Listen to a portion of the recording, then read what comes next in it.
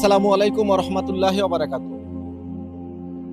আমার একজন বন্ধু ইতালি প্রবাসী আলী আশরাফ কিছুদিন আগে নিজ ইচ্ছায় চলে গেছেন না ফেরার দেশে।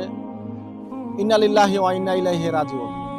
আমি চাইছিলাম না ফেসবুকে ওকে নিয়ে কোনো কথা বলি, কিন্তু একটি কথা চিন্তা করে দেখলাম যে একটি কথা না বললেই নয়। একটি কথা মনে রাখবেন ভাই, দুনিয়া কখনোই শান্তির জায়গা নয়। দুনিয়া যদি শান্তির জায়গায় হইতো তাহলে আল্লাহ তাআলা এত কষ্ট করে এত সুন্দর করে কখনোই জান্নাত তৈরি করতেন না। অনেকেই মনে করে মরে গেলে বেঁচে যেতাম, মরে গেলে মুক্তি পেয়ে যেতাম। আরে ভাই, মৃত্যু মানেই মুক্তি নয়, মৃত্যু মানেই হচ্ছে অনন্তের দিকে ধাবিত হওয়া।